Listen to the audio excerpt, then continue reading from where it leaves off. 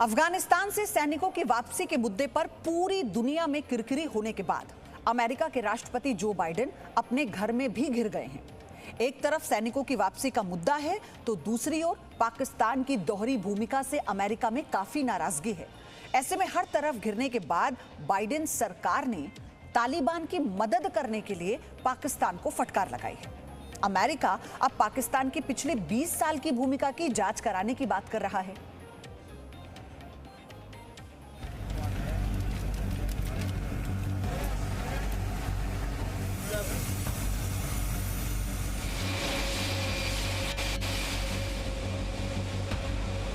बीस साल बाद अफगानिस्तान से अमेरिकी सैनिकों की पूर्ण वापसी।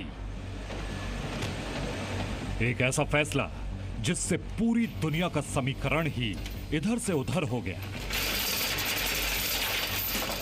जिस दिन से अफगानिस्तान से अमेरिका का आखिरी सैनिक लौट कर आया, तब से जो बाइडेन पूरी दुनिया के निशाने पर हैं। इस मुद्दे पर दोस्त क्या और दुश्मन क्या, सब के सब अमेरिका की आलोचना कर रहे हैं। आलोचना इस बात को लेकर नहीं हो रही है कि अमेरिकी सैनिकों की वापसी क्यों हुई।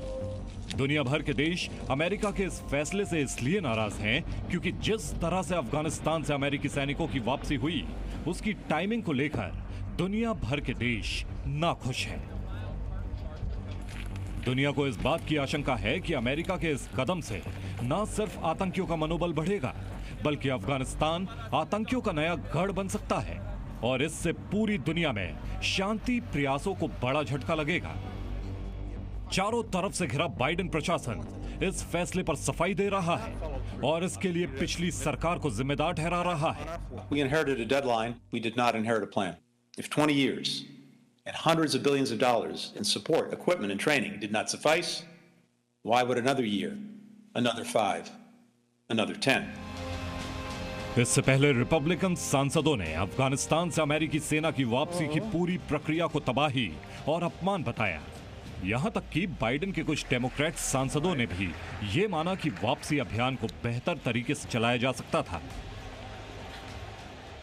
अफगानिस्तान से अपने सैनिकों की वापसी के बावजूद अमेरिका की मुश्किलें कम नहीं हो रही। एक तरफ दुनिया भर में उसकी आलोचना हो रही है तो दूसरी तरफ अपने घर में ही बाइडेन सरकार घिर गई है। विपक्षी पार्टियां बाइडेन के खिलाफ जोरदार हमले कर रही हैं। चौतरफा दबाव बढ़ता देख अब अमेरिका ने कहा है कि वह पाकिस्तान की पिछले 20 साल की भूमिका की जांच करेगा। यानी अब कहीं ना कहीं अमेरिका को भी इस बात का एहसास होने लगा है कि अफगानिस्तान के मुद्दे पर पाकिस्तान ने उसे धोखा दिया है। अमेरिका को अब लग रहा है कि अफगानिस्तान के मुद्दे पर कहीं ना कहीं पाकिस्तान ने दोहरा खेल खेला है। ऐसे में अमेरिका अब पाकिस्तान के पिछले 20 साल की भूमिका का मूल्यांकन करने की बात कर रहा है। अमेरिका में पाकिस्तान को लेकर काफी नाराजगी है और कई अमेरिकी सांसदों ने तो साफ साफ कहा है कि अब समय आ गया है कि अब अमेरिका पाकिस्तान से अपने संबंधों को लेकर पुनर्विचार करे। देखिए, जहाँ तक अमेरिका का सवाल है, उनको मालूम था कि पाकिस्तान उनको धोखा दे रहा है पिछले 20 सालों से, लेकिन क्योंकि उनकी मजबूरी थी, उनके सप्लाई लाइंस जो थे वो पाकिस्तान के थ्रू जा रहे थे, उन्होंने बर्दाश्त कर लिया। तो उन्होंने अब मिस्टर ब्लिंकन ने ये भी कहा कि कुछ हिस्सों पे उन्होंने मदद की, कुछ हिस्सों पे उन्होंने नुकसान किया अमेरिका का। लेकिन अब जाके अमेरिका की सेना वहाँ से निकल चुकी है और अभी मुझे लगता है अमेरिका का रवैया पाकिस्तान के साथ किसी दूसरे रुख में जा रहा है और पाकिस्तान के हो सकता है कि पाकिस्तान के ऊपर एक कड़ी रुख दिखाए अमेरिका। दुनिया के जानकारों का मानना है कि बाइडेन ने अफगानिस्तान के लोगों को मरने के लिए उनके हाल पर छोड़ दिया है।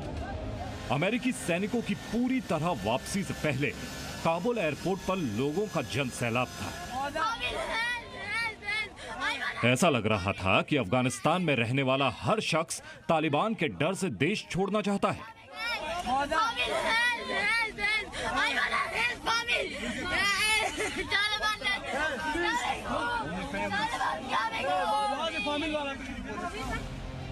लेकिन इस सब के बीच चीन, पाकिस्तान और तालिबान बड़े उत्साहित थे।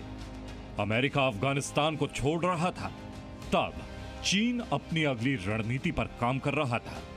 पाकिस्तान और तालिबान दोनों ही चीन की कठपुतली हैं।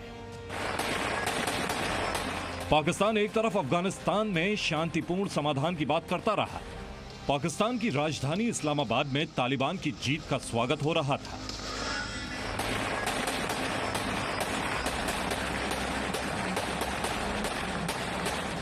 तो पाकिस्तान के प्रधानमंत्री इमरान खान गुलामी की बेड़ियों को तोड़ने के लिए अफगानों की तारीफ कर रहे थे। जो अभी अफगानिस्तान में गुलामी की जंजीरें तो तोड़ दी उन्होंने। इसे इस्लाम की जीत बताया गया। यह अलग बात है कि जिस अफगान सरकार को सत्ता से हटाया गया वो भी इस्लामिक गणतंत्र थी, लेकिन इन सब के बीच पूरी दुनिया में एक नए वर्ल्ड ऑर्डर की सुगबुगाहट हो रही थी। सुपर पावर अमेरिका की हस्ती पर एक बड़ा दाग लग रहा था। आतंक के खिलाफ पूरी दुनिया की लड़ाई को एक बहुत बड़ा धक्का लग रहा था। अफगानिस्तान से सैनिकों की वापसी के चलते जहां अमेरिका के सुपर पावर इमेज को धक्का लगा और आतंक के खिलाफ उसकी लड़ाई कमज़ोर पड़ गई, विडंबना देखिए कि 9/11 के बाद जहां अमेरिका ने अफगानिस्तान में 20 साल तक आतंक के खिलाफ लड़ाई लड़ी, जब 20 साल बाद अमेरिका अफगानिस्तान से वापस गया तो 9/11 के दिन तालिबान के तरफ से सरकार बनाने की खबर आई। हालांकि तालिबान बाद में इस बात से मुकर गया और कहीं ना कहीं ये खबर फैला करके उसने अमेरिका को एक तरीके से चिढ़ा दिया।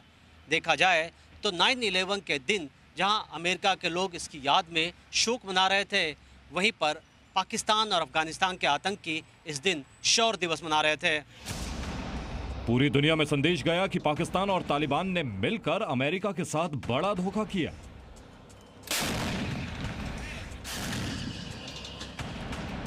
जिस अफगानिस्तान में आतंक के खिलाफ अमेरिका पिछले 20 साल से लड़ाई लड़ रहा था, अपनी लड़ाई में उसने पाकिस्तान को भी साझेदार बनाया। इसके लिए अमेरिका ने पाकिस्तान को करोड़ों डॉलर की मदद की, लेकिन पाकिस्तान अंदर ही अंदर आतंक की जड़ों को मजबूत करता रहा। नहीं, मैं ये नहीं कह सकता हूँ कि वो पाकिस्तान और तालिबान की जाल में अमेरिका फंस चुका है, लेकिन ये ज़रूर बात है कि अभी धोखा खाया है अमेरिका ने, काफ़ी सालों से खाता आ रहा है, और अगर अभी भी सबक सीख ले तो मैं समझूंगा कि काफ़ी हद तक इस इलाके में स्टेबिलिटी आ सकती है, क्योंकि एक्शन जो है वो पाकिस्तान के विरुद्ध लेना पड़ेगा। सोशल मीडिया पर पाकिस्तानी अमेरिका का मजाक उड़ाते रहे। मजाक तो यहां तक किया कि आईएसआई ने अमेरिका की मदद से अफगानिस्तान में पहले सोवियत संघ को हरा दिया, और अब उसी आईएसआई ने अमेरिका की मदद से अमेरिका को हरा दिया।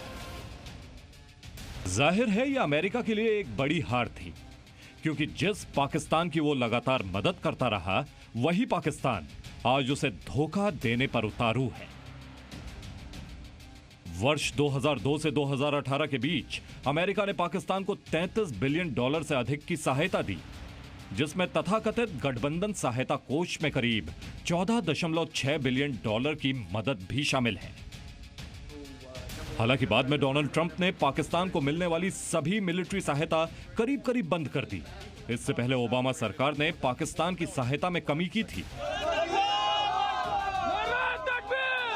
ये वही दौर था जब पाकिस्तान चोरी छिपे तालिबान को ट्रेनिंग और हथियार देकर अफगानिस्तान में अमेरिका की योजनाओं को नाकाम कर रहा था। इसमें तो कोई शक नहीं है कि पाकिस्तान ने अमेरिका को धोखा दिया है, और मुझे लगता है कि आगे भी देता रहेगा अगर अमेरिका अभी तक भी अपना सबक ना सीखे। अफगानिस्तान से अमेरिकी सैनिकों की वापसी के बाद से चीन भी पाकिस्तान की तरह दोहरा खेल खेलने में लगा है। सुपर पावर अमेरिका की गिरती साख का सबसे ज्यादा फायदा चीन उठा रहा है। एक तरफ चीन जहां अमेरिका का मजाक उड़ा रहा है, वहीं दूसरी तरफ अफगानिस्तान में खुद के लिए मौके देख रहा है। वहीं पाकिस्तान के साथ पहले से ही मजबूती से खड़ा चीन अब तालिबान का इस्तेमाल अपने फायदे के लिए करने लगा है। ऐसे में दक्षिण एशिया में नया समीकरण बनता दिख रहा है। एक तरफ वो लगातार अमेरिका को निशाने पर ले रहा है। चीन ने तालिबान के आने के बाद अफगानिस्तान में बिगड़ते हालातों के लिए अमेरिका को जिम्मेदार ठहराया।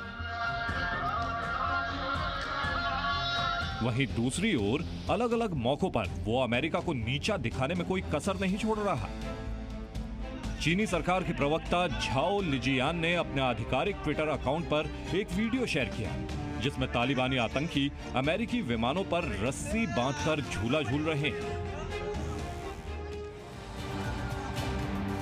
चीन को एक ऐसा मौका मिला है जहां एक ओर वो अमेरिका की गिरती साख को चुनौती दे सकता है, वहीं दूसरी ओर नए वर्ल्ड ऑर्डर में खुद को और मजबूत करने की कोशिश भी जरूर करेगा। देखिए, जहाँ तक चीन का सवाल है, उसका अफगानिस्तान में कोई खास रोल नहीं था। चीन वही कर रहा था जो पाकिस्तान कर रहा था। तो जहाँ तक इस विषय की बात है, पाकिस्तान लीड पे था और चीन उस लीड को फॉलो कर रहा था। ये मुझे नहीं लगता है कि चीन ने जाल बिछाई है, ये जाल तो पाकिस्तान ने बिछाई है, जिसमें अमेरिका फंस चुका था। और अब मुझे लगता है अगर इसी प्रकार से हरकत चलती रही तो चीन भी पाकिस्तान की जाल में फंस सकता है। अफगानिस्तान पर तालिबान के कब्जे के बाद धार्मिक कट्टरता और इससे जुड़े आतंक को नया ऑक्सीजन मिल गया है। और जिस पाकिस्तान पर आतंक के खिलाफ कार्रवाई करने का दबाव पूरी दुनिया बना रही थी, वही पाकिस्तान फिर से आतंक का नया सरदार भी बन सकता है। पाकिस्तान में 36,000 से अधिक मदरसे हैं। इसमें से ज्यादातर मदरसों में धार्मिक कट्टरता को बढ़ावा दिया जाता है, जो आखिरकार इस्लामिक आतंकवाद की सबसे बड़ी ताकत है। तालिबान का जन्म भी इन्हीं मदरसों के जरिए हुआ था। ऐसे में खतरा इस बात का भी है कि भविष्य में आतंकी काबुल के बाद इस्लामाबाद की लड़ाई भी लड़ सकते हैं। अफगानिस्तान में तालिबान सरकार बनने के बाद से ही खतरनाक आतंकी संगठनों को जैसे एक नई ऑक्सीजन मिल गई है। एक तरफ आईएस खुरसान नए तरीके से जिहाद छेड़ने का ऐलान कर चुका है, तो दूसरी तरफ अलकायदा प्रमुख अल जौहरी के जिंदा होने की खबरें आ रही हैं। ये महज एक संयोग है या फिर नए तरीके का खतरनाक आतंकी प्रयोग? अफगानिस्तान में तालिबान के कब्जे के बाद एक और अहम खबर आई है। अलकायदा प्रमुख अल जवाहिरी ने एक वीडियो जारी कर दुनिया को यह बताया कि वो जिंदा है। अल जवाहिरी का यह वीडियो सिर्फ संयोग नहीं है, ये उस बात का संकेत है कि पूरी दुनिया में इस्लामिक आतंकवाद नए सिरे से खड़ा हो रहा है। देखिए, इसमें तो कोई शक नहीं है, क्योंकि अभी अफगानिस्तान में तालिबान आ गया है, तो जितने भी दुनिया के टेररिस्ट फोर्सेस हैं, अगर आप अफ्रीका से ले लो या वेस्ट एशिया से ले लो, ये सब मुझे लगता है किसी न किसी तरीके से अपने कंटैक्ट्स अफगानिस्तान पे बनाएंगे और यहाँ पर अपना बेस भी बनाएंगे। तो जहाँ तक दुनिया है, दुनिया के लिए टेररिज्म का खतरा जो है, मुझे लगता है काफ़ी आगे बढ़ चुका है। आईएस खुरासान भी नए सिरे से जिहाद फैलाने की धमकी दे रहा है। भारतीय सुरक्षा एजेंसियों को मिले इनपुट के मुताबिक कश्मीर में भी आतंक को बढ़ाने की साजिश रची जा रही है। ऐसे में भारत भी अपनी सुरक्षा को लेकर सतर्क है। आतंक के खिलाफ लड़ाई में अमेरिका की पकड़ ढीली होते देख भारत ने रूस की तरफ हाथ बढ़ाया है, और रूस भी आतंक के खिलाफ लड़ाई में भारत के साथ पहले से ज्यादा करीब नजर आ रहा है। आतंकवाद के खिलाफ लड़ाई में भारत लंबे अरसे से अमेरिका के साथ खड़ा था, लेकिन अफगानिस्तान में तालिबान की हुकूमत आने के बाद भारत रूस के ज्यादा करीब हो रहा है, क्योंकि अमेरिका तालिबान के लिए अभी तक नर्म रुख अपना रहा है, जबकि रूस इस नए आतंकवाद के लिए लड़ाई में ज्यादा तत्पर है। जाहिर है, जब आतंक नए सिरे से पूरी दुनिया के लिए नई चुनौती खड़ा कर रहा है, तो इससे चिंता बढ़ना तो लाजमी है। ऐसा नहीं है कि आतंक के खिलाफ अमेरिका ने आंखें बंद कर ली हैं, लेकिन अफगानिस्तान संकट के बाद उसकी साख पहले जैसी नहीं रही। 11 सितंबर 2001 को अपने देश में हुए सबसे बड़े आतंकी हमले के बाद अमेरिका ने आतंकियों के सफाई के लिए अफगानिस्तान में एंट्री की थी। इन हमलों के लिए अलकायदा को जिम्मेदार माना गया था, उसी अलकायदा को जो तालिबान के पहले शासन यानी 1996 से 2001 के बीच सबसे ज्यादा मजबूत हुआ था। अमेरिका को अब लगता है कि उसने अलकायदा के सबसे बड़े आतंकी ओसामा बिन लादेन को मारकर अपना बदला पूरा कर लिया, और अफगानिस्तान में रहने का कोई फायदा उसे नहीं होना था। लेकिन जब उसी तालिबान की फिर से वापसी हो गई है, तो फिर इस बात की क्या गारंटी है कि कोई दूसरा ओसामा बिन लादेन फिर से पैदा नहीं हो सकता और पूरी दुनिया की शांति के लिए खतरा नहीं बन सकता। मुझे लगता है ये लड़ाई जो है ये जारी रहेगी, बहुत लंबे अरसे तक चलती रहेगी। और ये कहना कि अमेरिका इसको ख़त्म कर सकेगा, मैं समझता हूँ कि उनके पास वो शक्ति नहीं है, वो काबिलियत नहीं है, किसी भी देश के पास वो काबिलियत नहीं है। ये लड़ाई जो है ये एक आइडियोलॉजी के विरुद्ध लड़ाई है, और जब तक उस आइडियोलॉजी को आप ख़त्म नहीं करोगे ये लड़ाई चलती रहेगी। अमेरिका का 20 साल का मिशन 360 डिग्री में घूम गया है। फिर से दुनिया पर आतंक का उतना ही खतरा है। इस्लामिक आतंकवादी संगठन फिर से दुनिया में तबाही मचाने के लिए एक हो रहे हैं। अफगानिस्तान के साथ पाकिस्तान भी आतंक के बारूद पर खड़ा दिख रहा है। आतंक के खिलाफ लड़ाई में अमेरिका की रणनीति भी बदली सी है। अमेरिका बैकफुट पर है। ऐसे में आतंक के खिलाफ लड़ाई में भारत और रूस की बनती जुगलबंदी पर ही अब सारी उम्मीदें टिक गई है। ब्यूरो रिपोर्ट, जी मीडिया।